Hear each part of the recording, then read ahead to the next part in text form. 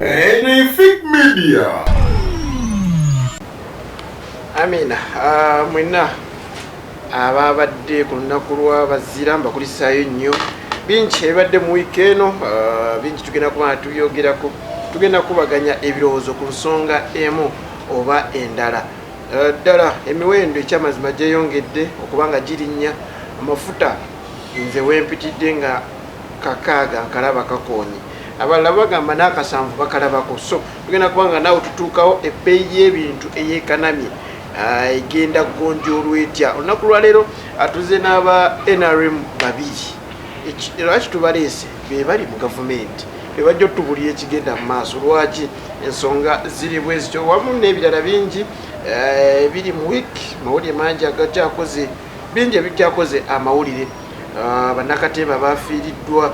Eyali omu ku bannakatemba abagundiivu omugave yasobodde okuba nga ate abava ku maaso, yatendeka abantu bangi nnyo, bannakatemba bayitirivu nnyo, ba Abe Mukiibi, Katolo Bwama n'abalala. Tusaba omwoyo gwe Mukama ag'omuze ekisa. Muzikola Hajja Abdulmunyami Shafik Luwanga, eno ye Fake Media, mbeebaza okubanga kwe muli. Nina Hassan Musa wamu ne Tamale Henry. Musomesa nsaba ombulize kwakula. Banna Fake Media mwenna bane mwe bali nnyo twagala, mwe bali kwagala Fake Media, bannange naffe tubaagala nnyo, mwe bali kuteeka ngako data ne mutulonda bangi abalala abakola kye tukola, naye mwasalawo kugenda maaso naffe.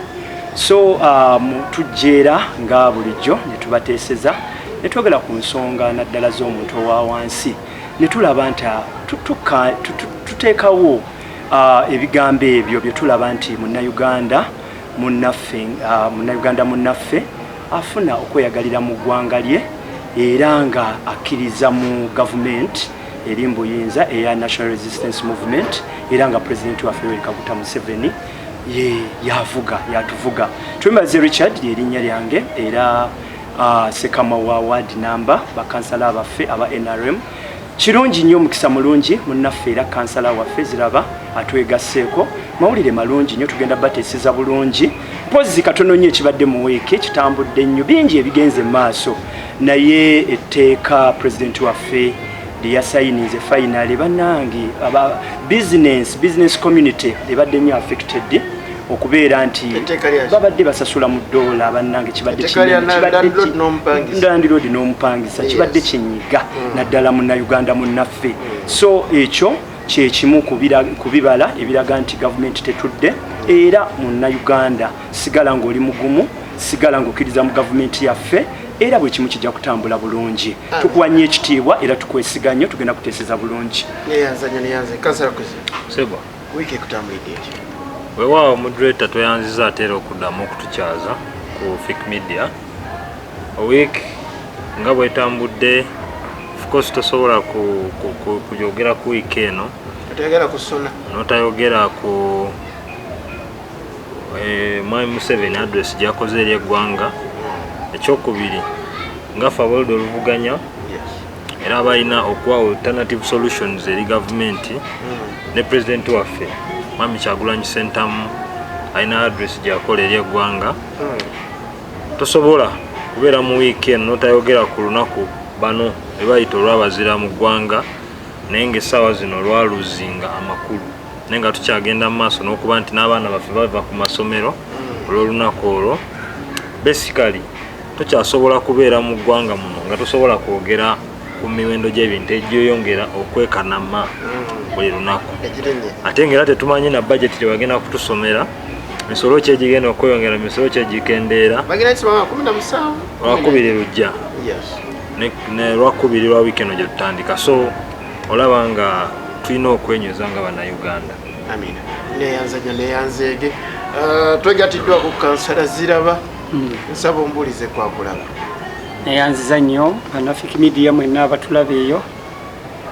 Sooka okwebaza abateesiteesi b'omukutu guno oba aba Fake Media okusobola okutukyazaako ku mpewo zino, okusobola okubaako kituweereza eri abantu baffe. Tuli basanyufu nnyo olw'ensonga zino zonna zetuweereza eri eggwanga okuba nga zibatuukako. mpozi ebisinga muganda wange abyogeddeko kubanga byonna bibadde mu week bintu byogeddwa pulezidenti waffe okulaba ng'agondeza bannayuganda mu bintu bye balina okuyitamu ebibasoomooza byonna tebisoomooza Uganda yokka, nsuubira bisoomooza eggwanga lyonna mpaka mu Europe gye bivudde, naye lwakuba byonna babireeta ne babigatta ku pulezidenti Museveni. Naye nsuubira nga pulezidenti w'eggwanga lino yaakoze ekiki ekisoboka, era baganda bange bano balabye atudde n'abakulu eri mu nsi endala akuba amasimu okulaba nga ensi zisobola okubaako kye zikola kubanga ebintu bikka wansi. Ensi endala ziyambe Uganda? Ensi endala zonna zisobola okulaba nga beegatta balabe nga bakubiriza eri kibe nga kikendeera, entalo nga zikendeera. Otegeeza ki? Kyentegeeza mu kyo bino ebbeeyi y'ebintu okulinnya muzeeyi agezezzaako okulaba ng'ategeeza ensi ziri endala ng'omukago, okulaba nga boogeraganya okulaba ng'embeera y'ebintu ekendeera ebbeeyi. Naye bannaffe tebabiraba, balowooza kiri mu Uganda mwokka. So nawala gyekiri. Amina neyanzanyo neyanzege tugenda kubanga otutuukawo amanya tugabagamba. Amanya nze Kakande Mustafa Ziraba, kansala wa Nansana East 2B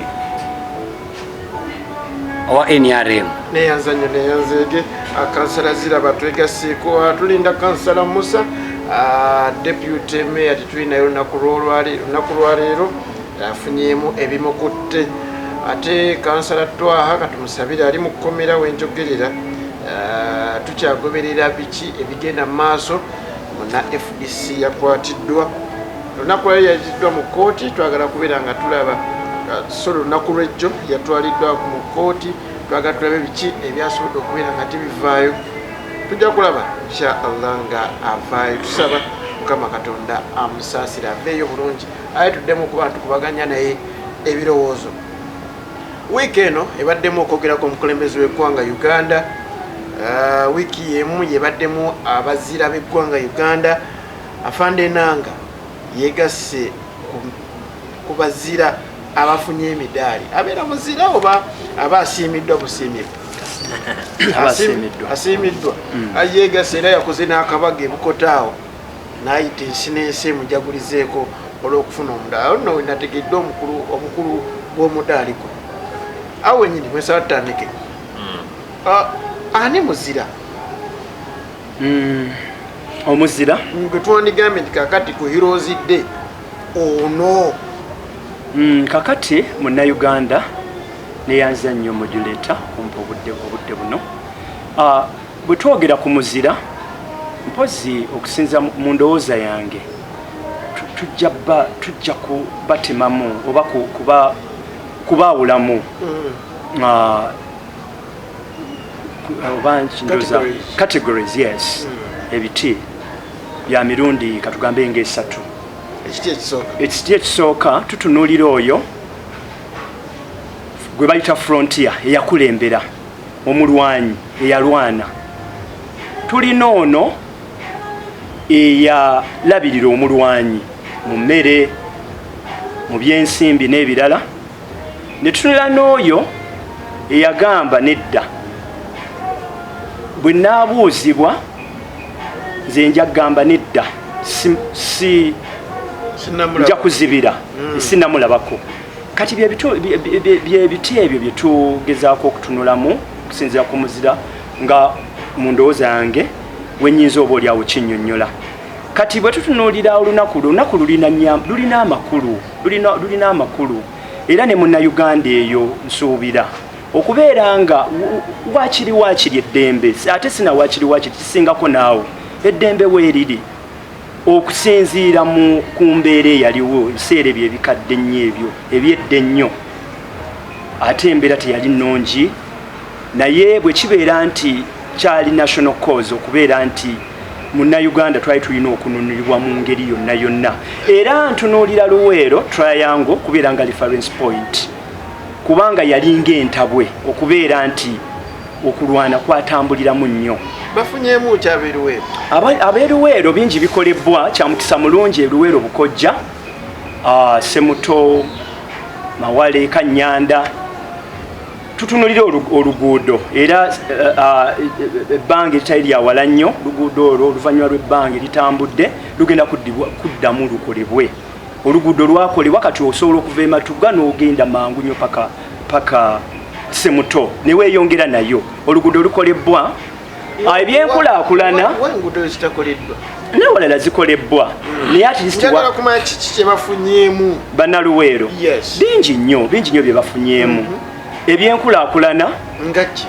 Ebyenkulaakulana ng'okubeera nti omuntu yeeyongedde okufuna emirimu. Kati nga sali musale amakanda yagateeka kawumu awo nno munnange nitube n'abeera nti abantu bonna abali nga kukulaakulanya kitundu ekyo ate ng'era bingi bikyakolebwa. Obwavu buli eruweero obumanyi? Oba oyogera ku luweero wanneno wano mu senta? No, munnaluweero nze ndi wa luweero gye nkulidde ku Bukojja eruweere.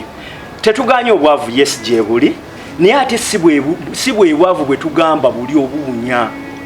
Bw'otuukayo ate sitolaba nti waakiri amazzi kati gyegali, amasanzi gyegali, enguudo gyeziri, businesses zongedde okusituka mu luweero. Sebo twogera ku maka ya NRM. Sebo twogera ku NRM yafunira buli kimu.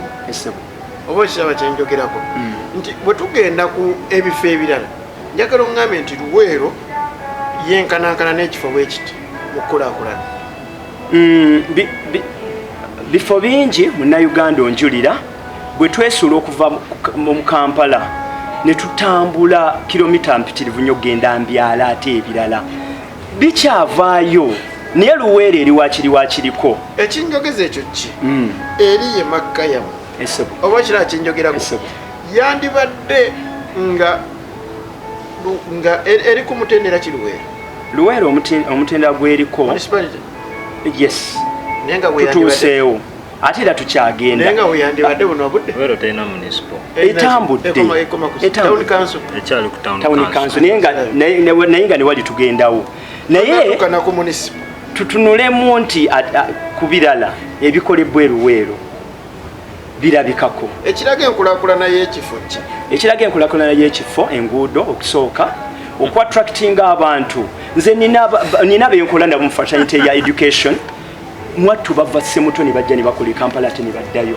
Ekyo kiraga nti lwaki tebakolera Semuto? Ate Semuto si Luweero district. Anti okubeera nti babeerayo kitegeeza ekisooka balina confidence security gyeri beegazanya mu Uganda. Entambula nnungi baagala kolera eno. Munnayuganda awaddembe okolera gy'ayagala. Nze nange nali nkoledde Kaaluwa ninga nva Kampala ate nga mpulirayo emirembe. Gega amaanyi ga NRM geekola. Bannange tusiime NRM. Munnaluweero yes kati bwe tubeera objective bingi ebikyakolebwa era nabadde mpulira kati nabadde nina essomero lye nalabye. Essomero eryo nga lyetaaga okwongeramu amaanyi nalirabyeko engeri gye ndi munnabyanjigiriza era tubadde tuyogerako ne bakansala abange ku ward ne tugamba nedde ekyo tugenda kwongera nnyo okisoosowaza tulabe essomero eryo nga lyongerwamu amaanyi nekolero bingi ebiriyo n'ebikajjo batadde kolero kansala ziraba nzija bingi ebiriyo eruweero. So munnayuganda tukkirize nti olunaku olwo olw'abazira lulina omulamwa gw'amaanyi nnyo era lulina amakulu. Bw'ebeera public holiday nti ebeera eweerebbwa yo public holiday tukkirize tunnyonnyole bannayuganda era bingi tubisosoowaze. Good enough government yaffe eya Yoweri Kaguta Museveni kyeyateekawo ewuliriza era nsuubira byonna ebyavuddeyo naddala ebitannaba kukolebwa nnyo luweero kati nga bannange kyebongedde okuteekawo ekya municipality byonna bijja genda bikolebwa byegamaanyi ga neyanzege busomesa twadde twagala asooka atutangaaze omuzira yaani bwatobulidde yo nga yo makka ya NRM eyeruweero tenatuukana ku municipality ekyali ku town council. Kansala kuzi ani muzira owaawo moderator neyanziza era omukisa guno okuddamu okubeerako ku Fik Media naye nze nga bwe natandise submission yange nagambye nti ennaku nnyingi nnyo muno mu ggwanga ze twandibadde twenyumirizamu nga bannayuganda ddala okwefumitirizaako naye nga olw'okuba nti governance gye tulimu oba enfuga ne gavumenti etutwala ennaku ezo za losing value ne meaning. Okusookera ddala obuuziza nti omuzira yaani? Omuzira ye muntu akola ekintu ekiri extraordinary ku balala kye bakola mu nsi muno mu faculty oba mu ntambuza ye y'emirimu wonna waaba. Asobola okuba omusawo, asobola okuba dereeva, asobola okuba omuyizi, asobola okuba omusomesa. Ye muzira w'eggwanga. Asobola okuba owa poliisi, asobola okuba ow'amagye oba omusambi w'omupiira, asobola okubeera omuzira w'eggwanga. Naye ngenda kuzaako emabega yogedde ku musambi w'omupiira nga tuli mu World Cup wa 2010 eyali wano e South Africa. World Cup yeka yakategekebwa mu Africa wano. Omwami bamuyita Louis Suarez yali musambi wa Argentina owa Uruguay. Yakwatira omupiira mu box bolo negaana okunywa ne bamuwa red card n'afuluma. Omusambi wa Ghana bali bamuyita Samoa Gyan ne bamuwa penalty n'agikubako era Argentina Uruguay neyitawo ku quarter final negenda ku semi final. Twalina hope ng'Abafirika nti ensi yaffe bukyanga lubanga lwa mindi tuteekeko ensi ya Africa ku semi final za World Cup era ebiroto yaffe byakola ki naye Suarez yafuuka muzire Uruguay. Kyeyakola yadde kyali kyabusiifu wampisa mu mupiira naye ng'ensi ye yagiyisawo negitera kumutendera. Kakati nzija edda nga Mwami Museveni tanaba kukwata gavumenti eno twalinawo abazira bano wammanga. Twalinawo Sir Edward Muteesa ow'olubereberye y'omu ku bazira ba Uganda. Ekyamufuula omuzira kwe kuba nti yayita abazungu wano ne baleeta civilization fenna gye twenyumirizamu nga naye tayamanyi luzungu. Naye yawandiika ebbaluwa mu Luganda lwe n'agamba Queen nti neetaaga abazungu bajje wano bakole civilization wa muzira. Tuli fenna waliwo abantu bano wammanga bali basatu nabo bali mu Buganda wano. Sir Apollo Kagwa, Stanislas Mugwanya ne Kive Bulaaya brothers Kisingiri. Abo abantu abasayininga endagaano y'Olukumi tuli fenna abantu abo nakati essaawa zino tutambulira ku pillars eza 1900 agreement ng'eggwanga. Abo bazira olaba kaliba gyenkuwa. Kakati netuvaawo awo tulina omuzira wano mu Uganda bamuyita Archbishop Joseph Kiwanuka. Ye Archbishop wano mu Africa yasooka okubeera Archbishop muna Uganda ayawea. Naye muzira is a hero of this country. Tuli fenna abazira bazze batambulira mu kaliba ezo okutuuka lwe tutuuse okulaba nga waliwo abazira bali manufactured nga b'Enanga. Gavumenti y'NRM awo wetutuusiza nti omwogezi wa poliisi by the way Enanga ku lwa NRM ateeka okuba nga muzira nnyo kubanga omuntu ajja ku TV n'olimbira gavumenti ky'oba olaba basobola omuawadinga obuzira. Naye njagala otunulire nga bwe nze nkusengekera abantu abo kaliba gye balimu n'ebintu bye bakoledde eggwanga lino n'otuuka ekiseera nga ne Enanga asobola okufuna omudaali ogw'obuzira. Ogwo omudaali ogumanyi kankubulire waliwo ensi ezivaliwe nga kyebayita emidaali. Waliwo omudaali ogubeera mu Amerika eyo baguyita Medal of Valor simanyi buliwe gutyo naye guli omudaali guweebwa omuntu akoze ebintu ebyanaggwano mu ggwanga era giba mitono. Kankubulira abazira tebabeera bangi naye n'owulira NRM ng'egamba nti ku lunaku lw'abazira kati twakagaba emidaali gy'abantu 107 plus ng'emidaali gye bagabye wano juzi tegiriiko. Ensi ekyebeera n'abazira 107 n'okusoba kati kitegeeza tulina abazira 1,782. Emidaali gy'NRM emidaali gy'abazira wano mu Uganda gyafuuka gy'NRM kubanga bagifuula nti they are rewarding cadres and people who work for NRM. They are not in actual sense. Tunulira abantu ki kankubuuzemu ekibuuzo katono nnyo nzija mu bantu bonna abarewardingiddwa emidaali egyo saalabyemu musawo gwe bawadinze so nga ate abasawo babadde ba frontliners nnyo mu kaseera ka COVID ke tubaddemu. Double standards. nenjagala ombulire Enanga akoledde kyeggwanga lino ekimufuula omuzira de wakiiki akoledde kyeggwanga lino okujjako nti boogeredde obulimba obukolebwa ebitongole bya M7 ebyamagye ne poliisi. So kati ffe omanyi nyina ensonga gye nayogerako wano nti tekikwetaagisa nnyo okubaawo NRM oba kubeera nawe NRM obeere n'obwongo obuli shalo okulowooza ensonga ey'eggwanga.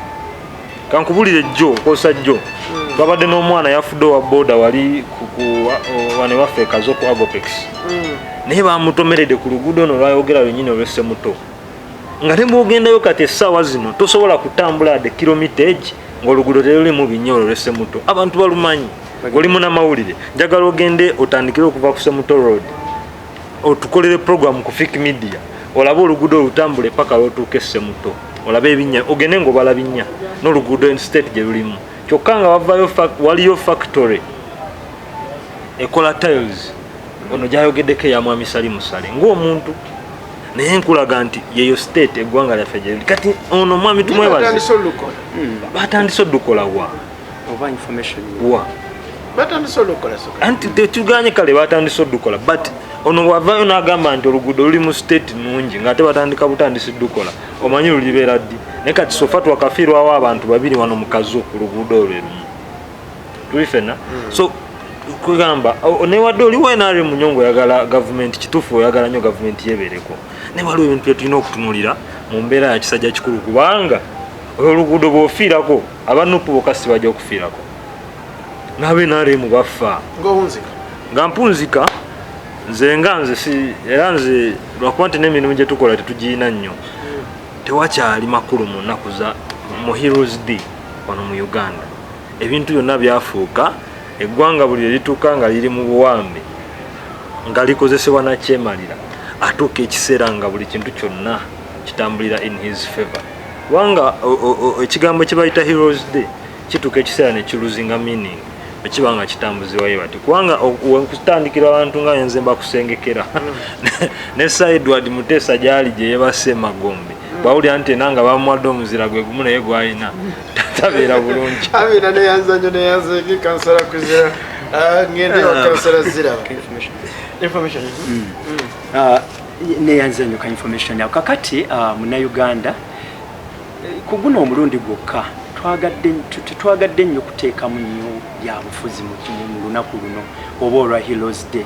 Ekituufu kyo kiri nti Munnayuganda naawonjulira mazima tuli waakiri ku kati at least emirembe weegiri omuntu yeebaka otulo abantu business community weeri bingi ebikyatunyiganga Bannayuganda katono nnyo kakati kansala yes ateesezza era bannafik media muwulidde naye yeerabidde tetuganye yeesa abazira bangi nga bw'abamenye naye ku mulundi guno gwokka bw'agamba nti olw'okuba Fred Enanga yasiimiddwa n'aweebwa omudaali tekirina makulu kirina nnyo amakulu bingi nnyo byakoze Fred Enanga y'omu nze ng'omuntu gwe mbadde followinga ng'akola atya buli wabeerawo embeera yonna yonna egenda otataganya Munnayuganda abadde nga ya avaayo nga frontier nannyonnyola bulungi wadde bano bagamba bya bulimba naye abadde annyonnyola abadde annyonnyola naye ng'akozesa intelligence ye ng'omuntu nannyonnyola Bannayuganda era n'akakasa nti embeera ekkakkana bulungi abadde yeetaaga omudaali omulimu agukoze era akyagukola esebo Munnayuganda amukoledde nnyo kansonga mpumulemu komewo ne kansala ziraba ku nsonga yemu ani muzira kyoke tugenda ate ku nsonga endala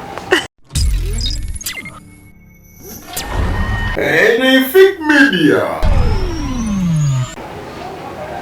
Amina akyaliko okola kyamannyo ddala tukyali ku nsonga yaffe ani muzira olunaku lwaleero kitusookeddeko aye tulyoke tukwate awalala kansala zira gwegwendiko olunaku lw'abazira lunaku lwandibadde luweebwa ekitiibwa naye munnaye nalabyeko jjaamu ng'akwata mu kkubo ng'akutte takisi etebaamu mukungu nga bodaboda ziyitiridde obungi tekubaako mukungu akendi zonna nzikule emirimu nga gigenda bukwako lwaki olunaku lw'abazira terukyali mu makulu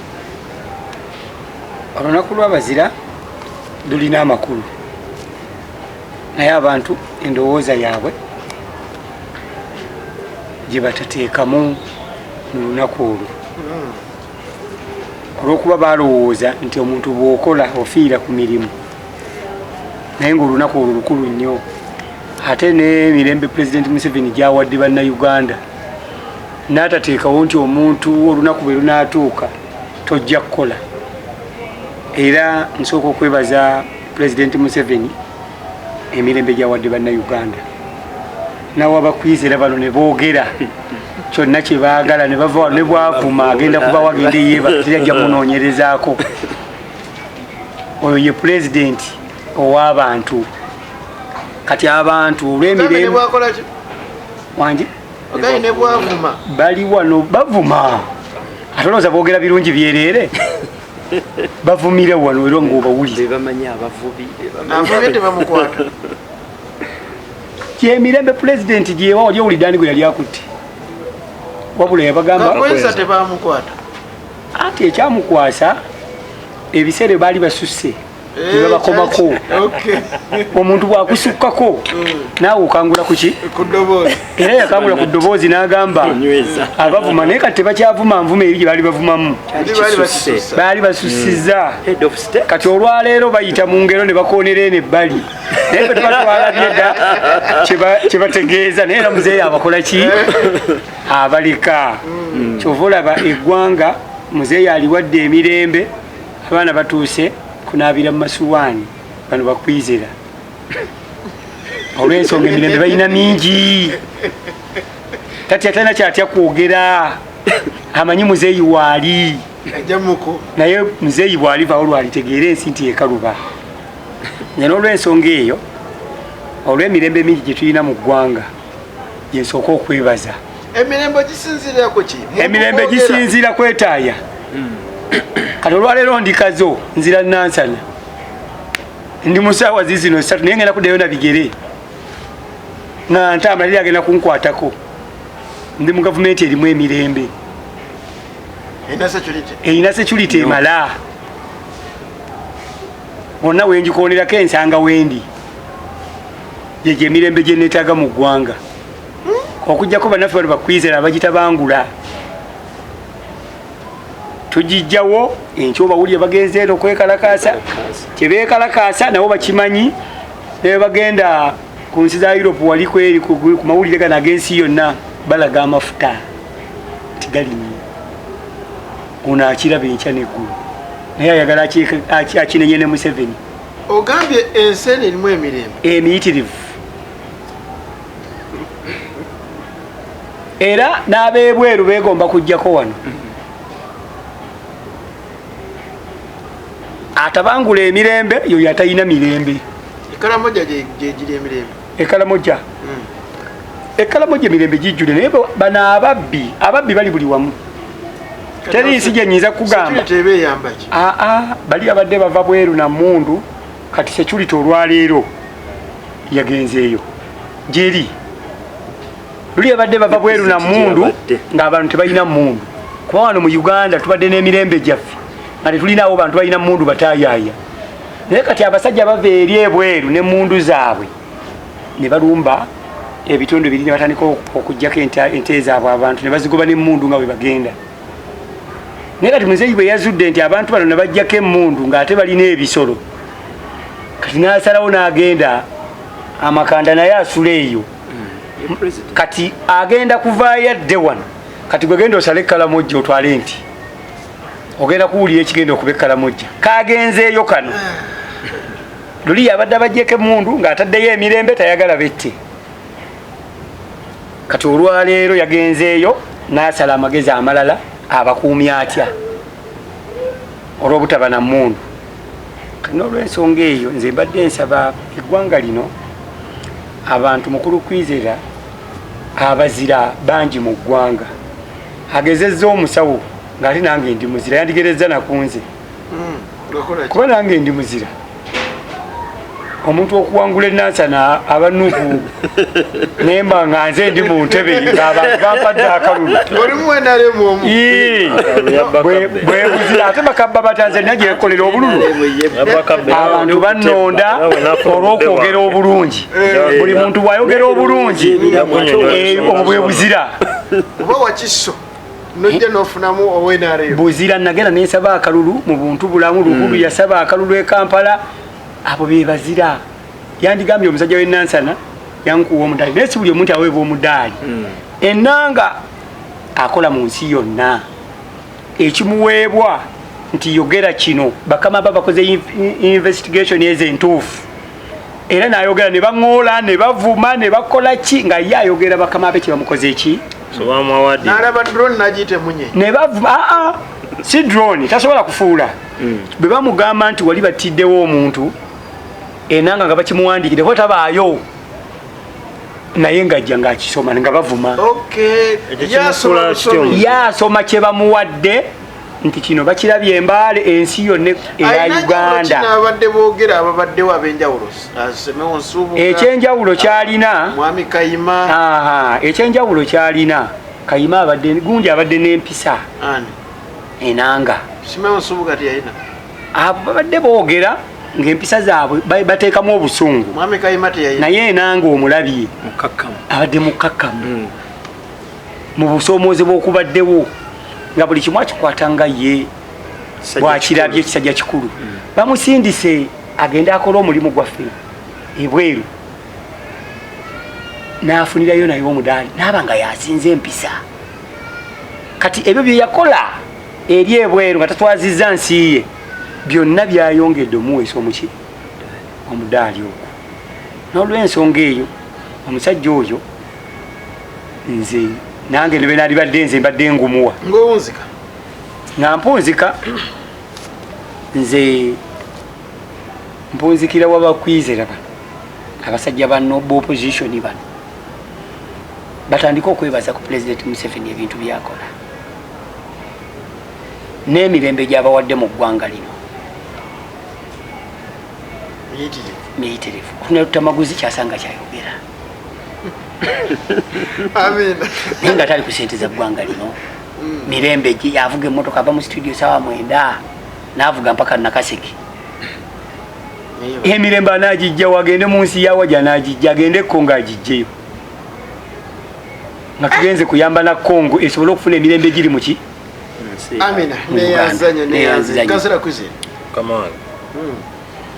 kakati neyanziza okumpaka information ku bantu bano okusooka okukiryalinga ebintu byeboogera mu kusookera ddala wano mu Uganda abantu bano bagenda nebeerabira ekintu kye tuyita they can't differentiate tebasobola kwawula kiyitibwa security and peace and defense ebintu bisatu bikola ki byawukana wano mu Uganda kyenyinza okuwa credit ku Mwami Museveni kye tuyita defense okulaba nti ensalosalo zaffe ng'eggwanga tezirumbibwa bantu balala ozi wane Karamoja kyekibadde kitandise okukola ki okutandika okujopadizinga abantu abo naye mabegako ekyo kyabadde kise kyalinze bulungi kizibu nnyo okulaba nti Rwanda yatulumbye Kongo yatulumbye gundi yatulumbye booda zaffe ng'eggwanga zibadde ziri safe naye bwe tujja mu ggwanga lino kyekiri kye nagambye nti bano abaami omanye olumu bwe njogera ogamba nti njogedde bubi naye ng'ate oluusi oza kiba kyetaagisa okuzukusa abantu bano abamu okugeza njagala nkubuulire nti tebanaba nakuyita wadde ebbanga lya wiiki emu oba bbiri actually ndoza last week mu mawulire twalaba ab'ebijambiya abaatema abantu wali e Bulenga wayiseewo omwezi gumu nga ab'ebijambiya bali awo wansi mu muganzirwaza wane waffe tuli fenna kakati embeera yennyini muno mu Kampala mwennyini mu Kampala mu city center kizibu nnyo olunaku okuziba nga tewali bantu ba reportinze kusalibwa nsawo kubbibwa wano mu Uganda kati nze simanyi kye bayita security simanyi kye bayita mirembe ekyokubiri wano mu Uganda kizibu nnyo okuteekako TV yo Uganda aliyo nabano bennyini bakimanyi n'otalabako ggulire nga waliwo omuntu agobaganya abantu ku ttaka wasimanyi obejo gye mirembe bwe gye baagala oba gye bamanyi tuli fenna nzija katono nnyo nzija wano mu Uganda bana bagamba nti mujjuddemu emirembe era bagamba mbu ffe tweyagala ne tujja ne twogera wano ku talk shows ne tweyagala njagala nkubuulire tutuyina ababaka abali mu makomera abasibe naye ng'ekibasibye ennyo kwogera because nono naye weenaremu nono newebaka ekiro emibiri gyabwe nejawukana n'emyoyo bakimanyi nti ekisibya Alani Sewanyana ne Segirinya Muhammad Mwai Museveni tuli fenna kati ejo jo simanyi parameters kwe babalira mirembe mu ggwanga njagala ku challenge ngo Honorable Ziraba angambye nti asobola okutambula n'ava wano ekazo n'atuuka Nansana nga teryamu kutteko njagala mutwale ayiteko wali ku kibuloka wayita ku kibuloka Nansana ng'akutte essimu ye smartphone ayogera bw'aba anaatuuka kankuwa ekyo sembayo nyina Honorable Councilor nammanyi ayina we yabadde akola naye ng'akola kiro owa bodaboda yamujja wa yali akolera mutwale waka we yatuuka mu kkubo n'asiba piki n'amwefuulira owa boda n'amuggyako ensawo tuli fenna n'amuggyako n'essimu n'amandressing n'amuyuza n'ekiteeteeyi oyo okugamba bano ye state of the country oba gye bagamba nti this country is so peaceful tuli fenna kati bana bakulu nabagambye muli beenaremu nnyo naye sagala njogere nsabe essaala manyi ntera okusaba essaala nsabe essaala nti nsaba Katonda nyambe Honorable Ziraba ono bamukuba akatayimbwa akiwuliremu ategere nti eggwanga teri safe no one is safe ate ebintu bino tuba tubyogera bo bannaffe ne balooza nti tuli mu byabufuzi nnyo nedda kubanze nkimanyi abaana wano wenyininyini waggulu ewaffe wano ekazo waliwo sports nga tosobola kuyitamu nasimu okujjawo nze wemba mpitawo abavubuka ne bakusala kansala ye gwe kale noyitawo n'ogenda naye nga kitegeeza omuntu enasobola okuyitawo nga tebamumanyi bamutuusaako obulabe naye nga muno wanewaffe ekazo sagana agenda mu byaggwanga waggulu wanewaffe ekazo tulina polling station awo erugoba ebeerako abasirikale bana ekiro abasatu osi abadeployinga balina stowa y'omwami omugaga gwe gye bakuuma ey'emmwanyi omu yabeera mu counter musirikale nedda mu counter ku poliisi ku meeza ku reception ya poliisi yasigalawo abasatu ne bakuuma osi ne yegendera mu loogi genda nagamba goli munamawulire genda yeyo lugoba ekiro kya leero otuukewo otasangewo omusirikale omu ku counter n'omwali emundu onoonyeko osiwe lugoba ekiro. This is the nation they are saying that is secure. Tewali buzibu whatsoever, but what is the role of an OC station ku police kubeerawo? So baganda bange bano njagala kubakubiriza nga nange bwe neekubiriza buvunaanyizibwa bwaffe regardless oliwe NRM nnyo ngono watero tugamba okubeera n'eggwanga eriri safe kubanga essaawa yonna ono tumwebaze omuntu asobola ne waba takubye katayimbwa ayina abaana abazadde omwana oba bajja mukuba katayimbwa bakasolo fire base bamanyi mwe bali muno naye nga ate police yandibadde rawuna streets zino ekiro eri kubyayo. This country is not secure and you will get to know that it is not secure nga kimaze kutuuka kukamalize na kano moderator nesagala kusabira abantu katono waliwo omukyala leero waggule waffe wa NRM nnyo kwegamba bwe twalinga mu kawulu kali nga tugenda kuba ne twaga nti bannanga mukimanyi nti waliwo abaana abafaana nga bazaala abakazi 16 na daily basis nga bwe tuva ku muzindalo yagamba abanuupu baleese byabufuzi basenjera gavumenti muwala we yafa nga azaala nga ne sente azirina mulova yafiira na mu ddwaliro erya private naye ekyamutta azaala ki masanyalaze kubuukako mu ddwaliro ne bateekako standby generator neegendako naye nga eddwaliro eyo terina na musaayi because she bleeded nga ate ffe tugenda ne tudoninga omusaayi ku bwereere ne batuwa soda ne cake omusaayi ne gulema gwa bwereere naye omwana n'afa lwa bbula lya musaayi naye yaliwo NRM kati nze bwe nagendayo okulumba okumukubagiza namujjukiza ne mugamba okirabye kati okitegere nti abaana bafa nga bazaala sagala mbeere omu ku banajjukiza tumwebaza ono mba sisabye naye olumu omanyi tekyali order of the day nga bwe yali tekyali order of the day kubanga edda omuntu bwe yafanga wano mu Buganda tetwamwogerangako kibi naye ndoozi essaawa etuuse olwa morodika eri mu society abantu bano tutandika obbabuliranga ekituufu sagala mbeera omu ku banajjukiza honorable Ziraba ne honorable tumwebaze nga kimutuuseko mugende nti ojjukira luli wetubadde ku heroes day nga twagala kubeera nga tumanya ddala ani muzira eyo yonna tutuuseeyo nga twagala kakasa omuzira yaani niyo oba oliawo twandireactinzeko katono kubanga abantu ababuzabuzizza nnyo nomanya bakaso eyekanamigwanga twagala kumanya twajogerako emabega netuba nessuubi nti ekyamazima egenda kubanga evaawo twagala kubanga twogera ku nsonga eyo mangu ate tubeere nga tumanyiza n'akanyomero ka President Museveni state of nation address sona yayogera ku penet abangi betwali tumanyi nti mukyala amanye emwanyi nga tagimanyanga nako twaga tutandike dakiika zigenda kubeera bbiri tusaba tuzikozese bulungi ensonga lwaki ebintu bikyaganya okukka obudde bwange ngenda bukozesa bulungi munnayuganda nga bwe tubadde nga twogera ku nsonga eyo kakati ekituufu kiri nti bajeti egenda kusomebwa ate ekirala munnayuganda kyolina okumanya gavumenti tetudde ku nsonga eyo naye era buli kintu kyonna kibeerako n'ensibuko yaakyo lwakuba nze manyi munnayuganda yakitegeera era akitegeera twava mu covid entalo zikyagenda mu maaso Ukraine okulwana kukyagenda maaso Russia political instability ekyatambula naye mu mbeera yonna president tatudde amasimu agakuba ateesaganya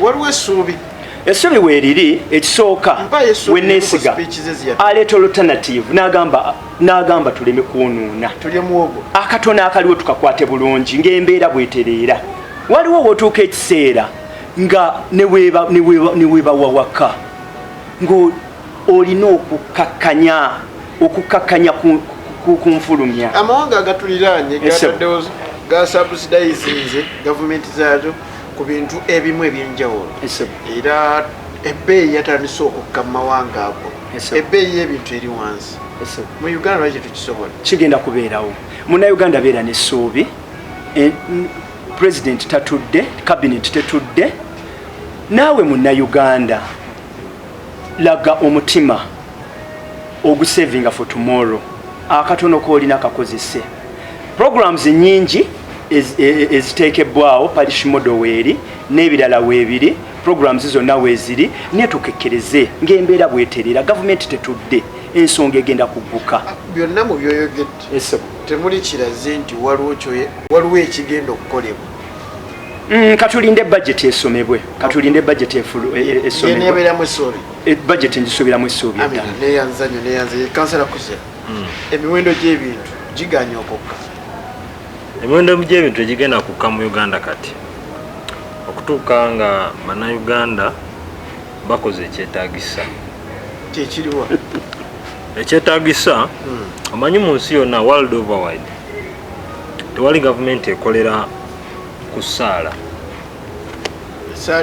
there is no government which works in bane katusabe katonda government enatuyamba munange ate ebintu bikeno ever government works on pressure tuli fena sagala tulowooze oba tulowoozese bannayuganda nti government ya Mwai Museveni terina ideas ku kiki kiina kukolebwa okay ebintu bino okukka naye nga weeyambisa state of the nation address Mwai Museveni yamaze dde okulaga mu bwongo bwe nga ye personale ng'omuntu kubanga lino eggwanga buli eribeera nga eva litambulira ku muntu omu eyo ebibaawo institutions nga tezikyakola jakulaze nti akimanyi we can subsidize akimanyi tutusobola okusala ku misolo naye ye tayagala because yakugambye okusala ku misolo kagubeere ogw'amafuta kagubeere ku bintu vegetable oil eyo n'okubisalako emisolo yakyogedde nagala that is suicidal kubanga kweteeka mu mugwa n'okola ki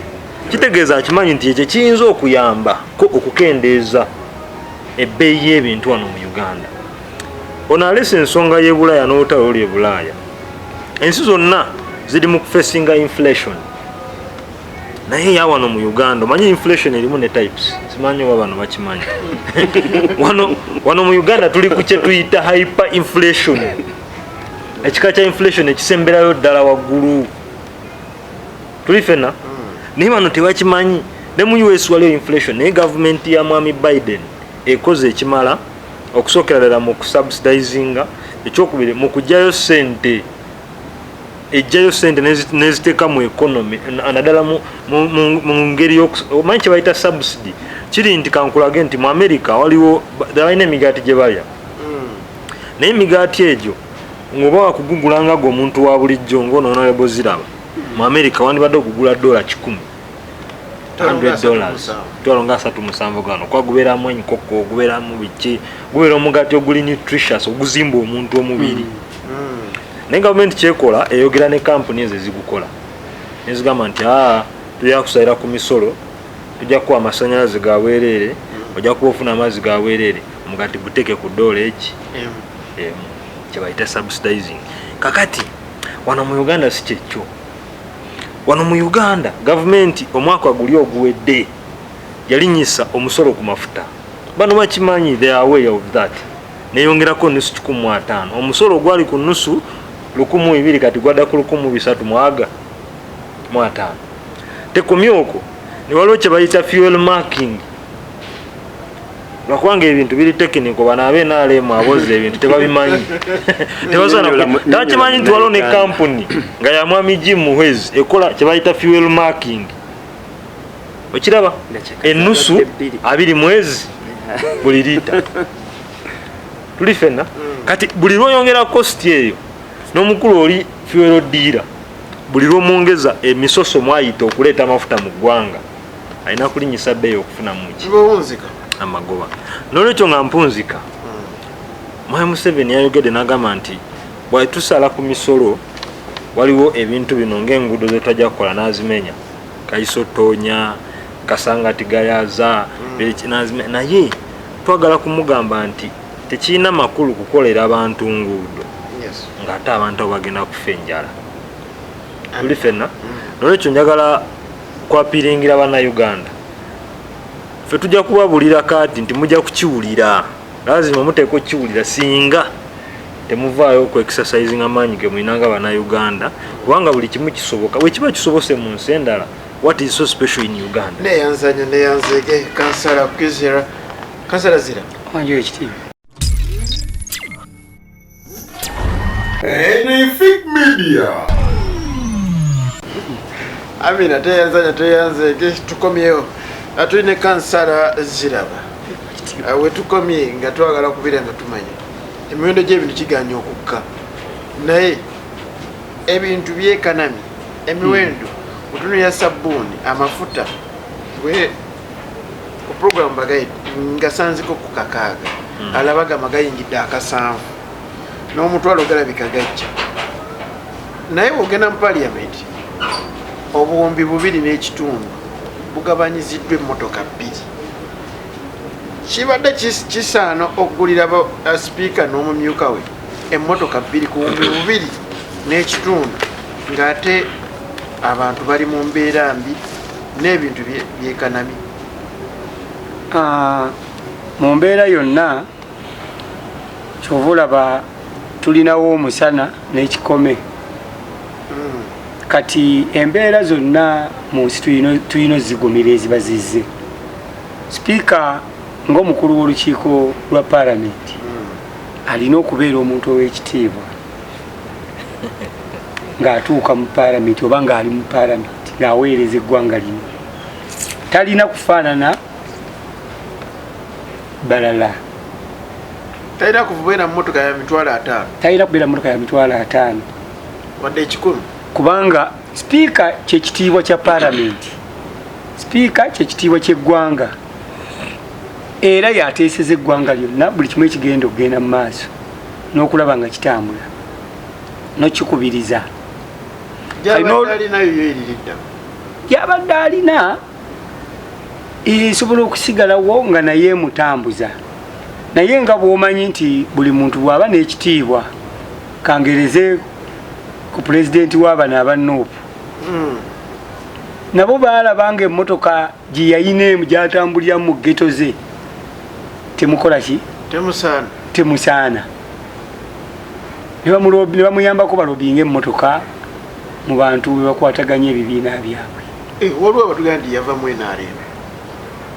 Nze saagala kwogera bye simanyi. Simuwanga kaadi ye NRM.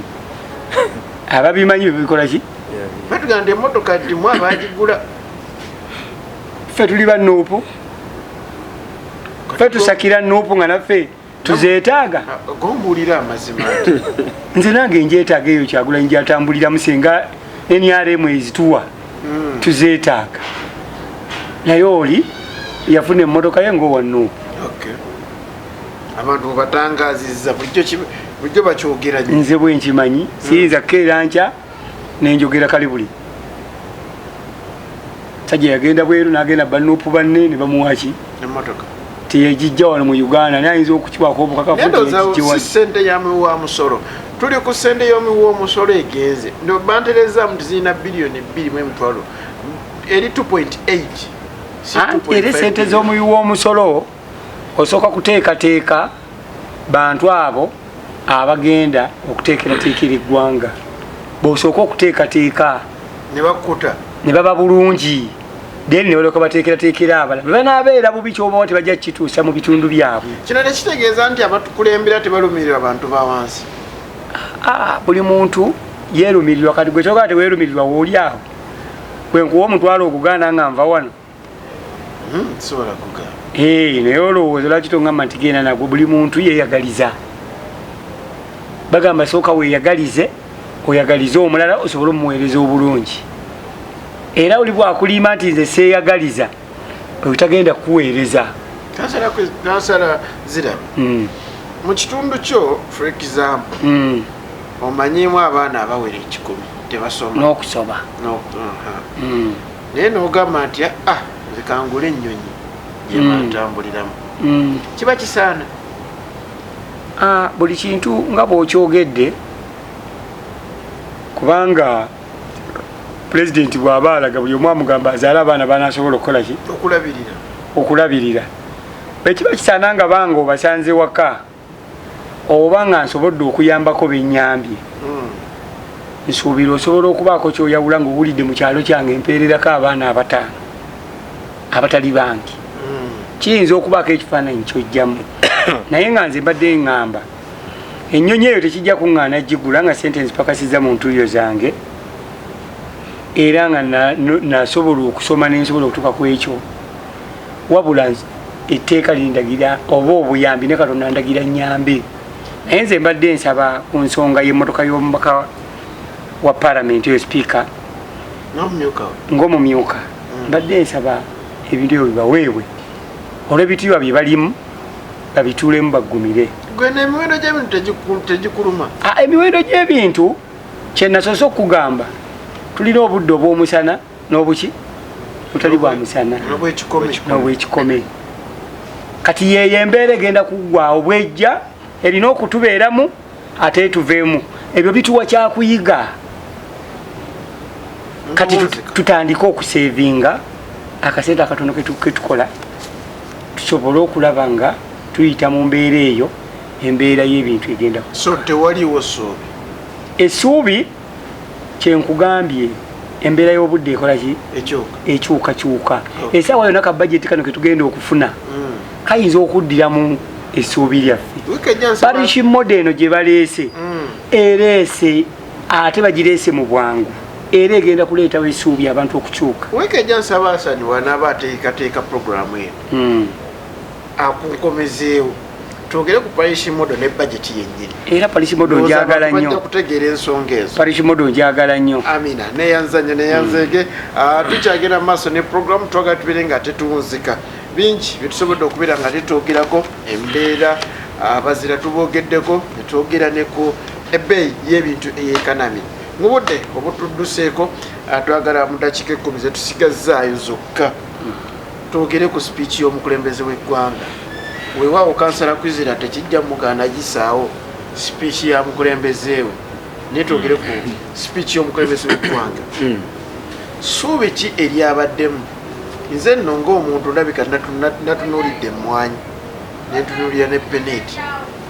awo nakomye okutegeera kasana tegere ndi peneeti ebyemmwanyi yali tabimanyiiko peneeti bamuyitira mu buyitizi ddiiru awo nze ndabika we nakomye okutegeera oba ne tv neevaako awenye nsawatandikira speech yakolebwa mukulembeze w'eggwanga naye kulambikwa munnauganda obulungi ekyankutteko nnyo nga tumwebaze era munnauganda uganda ate situtuuse mu middle income status tutuusemu yes okusinzira middle income status ate situli waddewaddeko njagala ombuulire esebo okubeera mu middle income status esebo tubeera tulinaki munnauganda kitegeeza okubeera mu middle income status kitegeeza nti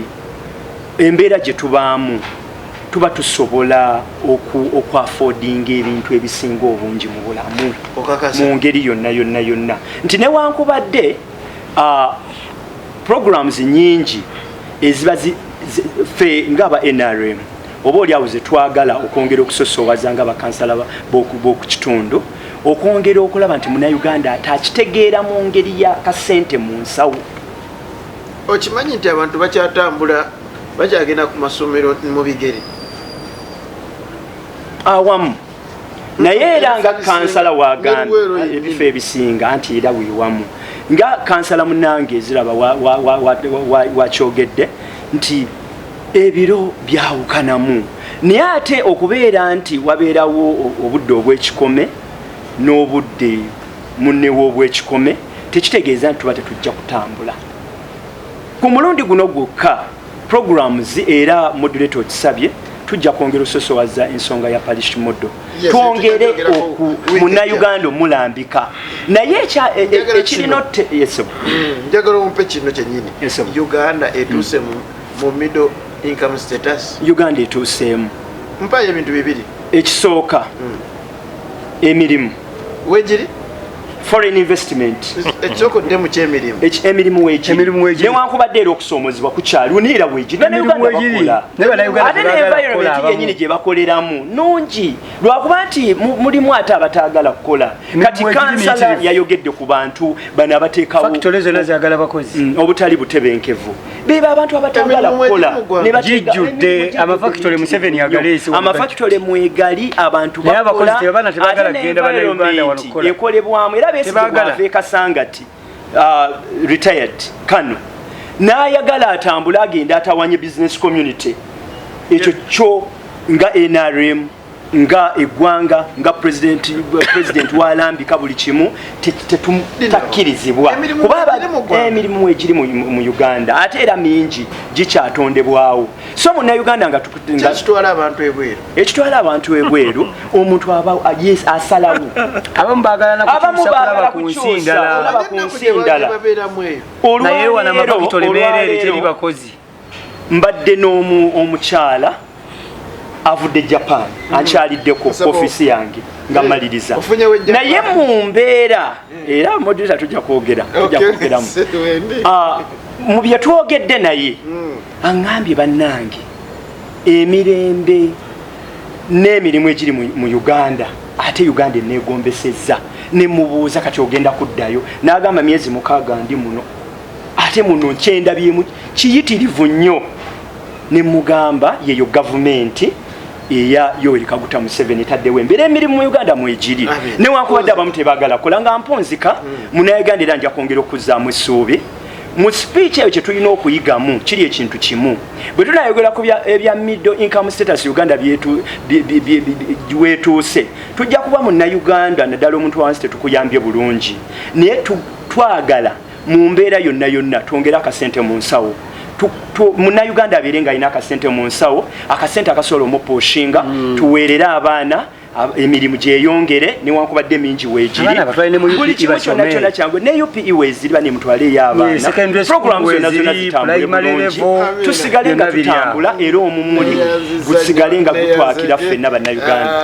Kansala Kwese, Uganda tutuuseewo mu middle income status naye onansonyiwa bano abakulu sijja kubanenya kubanga ekyamazima ebintu bino tebabitegeera. Nsaba nyongere ku ddoboozi. Enefik Media. Kansala Kwese, nkyali naawe. Mbale nkyagamba nti waliwo adduuka lali bwayise litera balina akazindala akalanga agamba nti essimu mitwalo 295 ne memory card ya bwereere. Memory card ya kakaaga. So kiyitawo akazindala ako bakasetting akali awo kyekigamba kikogewo naku lwonna. Abakulu bano balinga be basettinga okujja okwogera nti buli kimu NRM ekoze kirungi naye Uganda etuuse mu middle income status okusinziira ku ndowooza yange ate nze sijja nakusinziira nnyo ku ndowooza yange kubanga bino ebintu bye tulimu bya bibalo, this is statistics, bino biwandiiko naye nze nga nja kumaliriza nja kufrasinga question ennungi oba nga ntandika njagala kufrasinga question ennungi ku buli munnayuganda. Bw'otunula mu nsawo yo munnayuganda aliyo, bw'otunula mu nsawo yo bw'owulira otuuse mu middle income status. Middle income status kyeki in the first place? Kubanga speech ya Mwai Museveni yabadde ojjudde obulimba ne weewuunya ne ba minisita abakolera Mwai Museveni.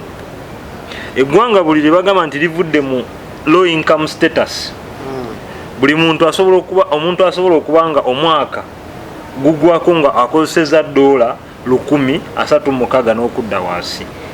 Eyo lower income status yetubaddemu omwaka oli milioni 3.7. Aha, $116 zoyina okuwankozesa. Kati Mwai Museveni atugamba nti buli munnayuganda asemberayo ddala obwavu mu Uganda ali wakati wa $1,400 rather $146 okutuuka ku $4,000 because eyo ye middle income status eyo frame tuli fena omwaka. Nenjagala ku phrasinga point ne bano bakansala bano honorable tembala bano honorable ne baavu bazibu.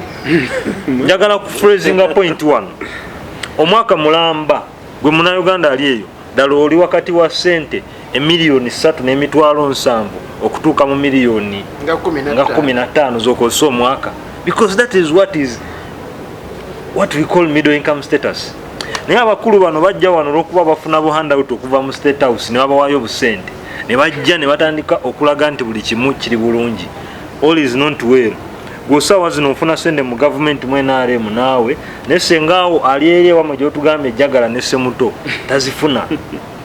Tuli fena kati sitwagala ojje wano mu bantu abamanyi oyolese obutamanyaawo ku nsonga eziruma abantu, kubanga abantu bakulaba. Omuntu akulaba nga omwaka gugwako nga takwoseza kakadde gw'ogamba nti bannayuganda bonna bayingidde mu middle income status. Nolwekyo ebyo byonna nakugambye nti gavumenti buli lweyononeka ebyo bisuubire. Kiki kyewafunye mu speech ya president? Nze personally sikyalina budde bwange bwe nnyinza kumala kuwuliriza speech ya President Museveni. Naye ate munneeyo tujja wano mukubaganya ebirowoozo anti tukola analysis naddala tuddamu nga tumazeewo byokkola because toyinza kumala budde. Mwai Museveni we yajjira wano bano b'NRM naye baleka tebamanyi nabimanya, yali nga muntu bw'anaayogera bw'ati nga ne radio cassette bazirikodinga ne bazitunda nga bw'olaba barikodinga Sheikh Abraham Yusuf Yondo n'abalala. Naye saawa zino Mwai Museveni tekyali alina budde bwe, kubanga nsobola n'okukubula ekikyanayogera ku State of the Nation Address omwaka ogujja. Ye bwajja agenda kutandika gambe twalwana, you see when we were in the bush this and this.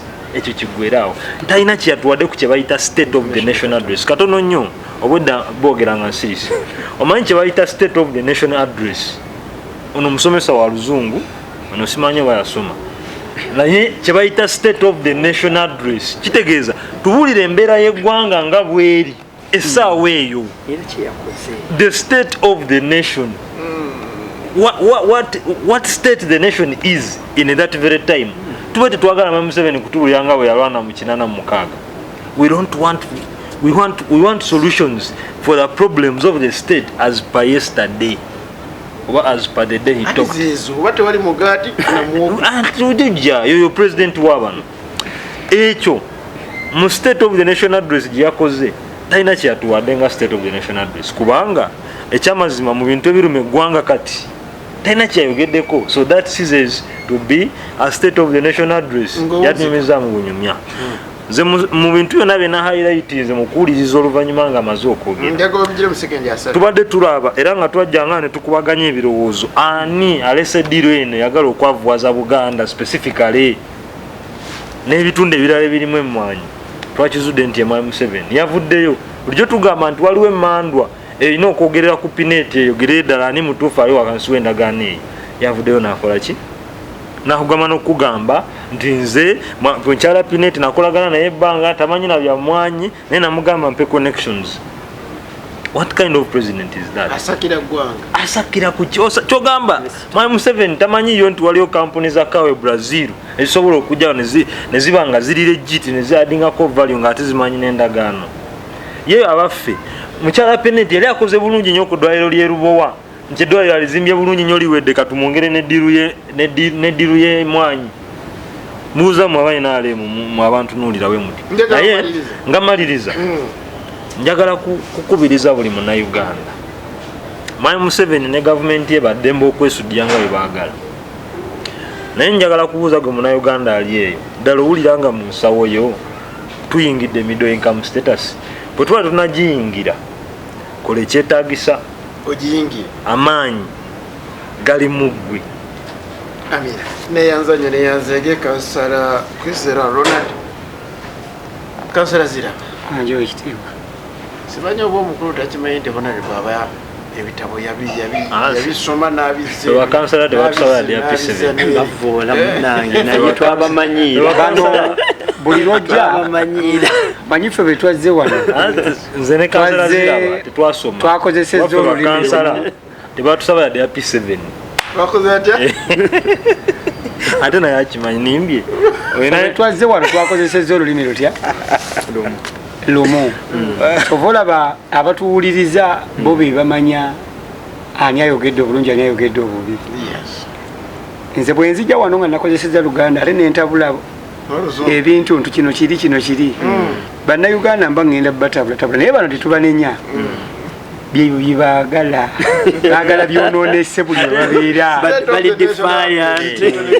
twagala kuba tumanya Uganda tutuuseewo Uganda twatuukawo dda tugenda nakuyitawo okwegamba kwizera kyatamanyi tuyiseewo bagala nakukola ki nakuyitawo omanyi abantu bano nze nagambye ebyononeseeyo bakola ki njagala amanyire eddala nti gyemirembe gyalimu kuba kati kwizera gwe owaluli kati si ye wakakanyirira yali mu finance yali mu sente z'eggwanga lino kati yazitematema nezigenda neziyamba omuntu wa wansi ye minisita wa finance omugati gutuukira ku ye tema sente za muzeeyi ziyambe eggwanga ono gwolaba ayogera wano wuno era buli lwolaba oluguudo lwe balimye ekolansi gwe bayiwa enansana omwami ono byonna alaba pulezidenti Museveni byandisoose okwebaza leya bajeti ngidde emmotoka zisibye zitambula zonna amafuta zinywa ga buli kala yeya bajeti nze sente naye agambye pulezidenti Museveni nakyemalira oba yasayiniza ekyezo sente ezikola kati kwegamba abantu bano nze simanyi kyebaagala mbagamba kikoze bulungi nnyo leero tulina minisita wa nsimbi era nange owa NRM yambegerako n'ateesa n'agamba leero tukole kino Leero bagenda kulambula tubaweeyo bwekati yakola budget ali mu ggwanga lino naye aliraba nti president yenna kyemalira yanteeseza yakola ki ate ngono kati ye mukama wange bwe kijjira kati njagadde endaga omusajja ono banyooma nnyo eggwanga lino ebikolebwa middle income status ogituuseemu nga gwe nze nagituuka mudda nkugambye ngenda kuyita mukyenjagadde endaga ono okwizera nga saagala nakukimuzza mabega Uganda kyobola buno yabba akalulu bw'aba akola obululu yamanyi nze bisibimanyi nze ndiwo lwamaanyi g'abantu kiki gwe kiwafunyemu ekyenjawulo mu speech ya president ebintu byonna byeyayogedde byabadde birungi n'ebyemwanyi byonna sijja kudda mu kyeyayogeddeko wabula ekyo sijja kigendamu kubanga president yamaze ekyogerako ngaera bwe yabadde akimanyi era bwekito bwe kiyinza okugenda ani ali mu ddiibe kugambye bwe nti president speech gye yawadde bwetyo bejja okukola ki okutambula nange bwe nagiwulire naye bwogikoze eki wabula kyenyinza okwogerako naye emiramu egimu bana abakulu nze nkugamba bwe nti kukikwatagana peneti sijja kgenda mu byamalwaliro kwizera byayogeddeko anti bye bimu kati kwizera yabadde yabireese bimeka naye bibiri era n'abinyigawo amuvumiridde ku malwaliro amuvumiridde ku mmwanyi naye nze nsuubira mukama wange president kyasobodde okwogera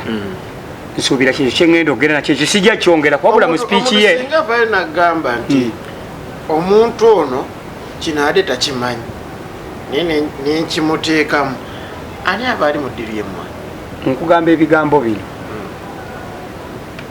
ekigambo ky'emmwanyi ŋŋanzi nkugambye mu speech ya president kyeyasobodde okwogera kyekyo kyeŋŋenda nakyo wabula mu birala nasiibye yayambye omuntu wa wansi kwizera alina obuyumba bwe wali kati omuntu asobola okumanya bwamujja muki mu buyumba obwo asobola okumanya ne bwagenda omufunamu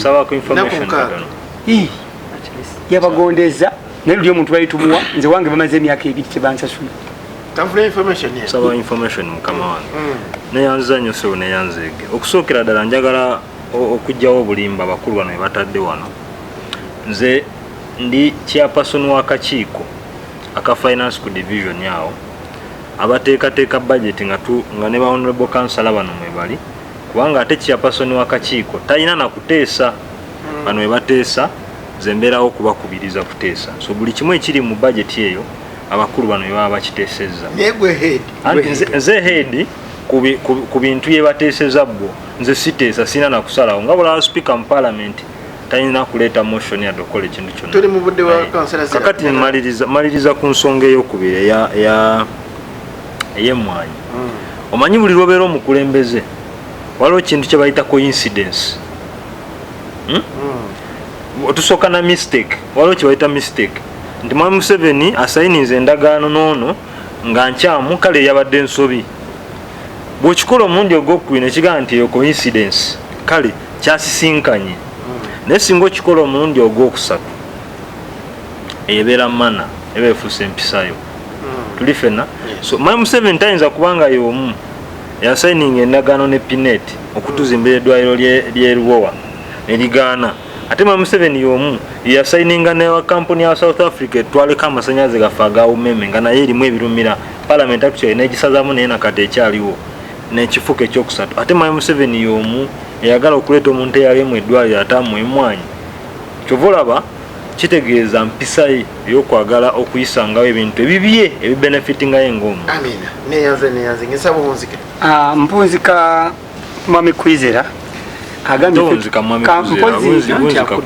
bannange abatuwuliriza omukulu ono ebigambo byayogedde naye nga yeerwanako naye nsuubira wadde tateesa naye aveeri ng'akakiiko ak'abantu omusanvu katudde yeegase ne batekiniko ngaze okutukuba eno ffe nga takyawuliriza ye yamaze abawuliriza ndowooza temukiwulidde bulungi yajja tateesa nga yamaze dde okuteesa ne batekiniko be ffe bye twogera byonna naaba nga tasobola kubaako kyayamba kati muntu wa wansi naye nsaba katono nnyo ensonga emu ku lwaki bagobazaake mu komishoni ya paalamenti etandise okweyoleka singa zaake ali mu komishoni eyo singa ezo sente zaguze ez'emmotoka tezafuluma neyazanya neyazege obudde bunziriseeko katukomye wano program mpaka wiiki ejja tunakuba tutunuulya budget ate tutunuulye ne parish model abantu bategere parish model kyeki twagala mujje ng'ensonga eno mugirina yetegekere bulungi abantu balabe engeri ki bagenda okuba nga tebafunamu oba obutaganyulwamu ebino tugenda kuba nga bagenda ganyulwamu ne Tamale Henry gattako ne Hassan Musa ne Musa naye ndi naye waali mukama katonda akunkumire mpaka wiiki ejja mubeere bulungi mwera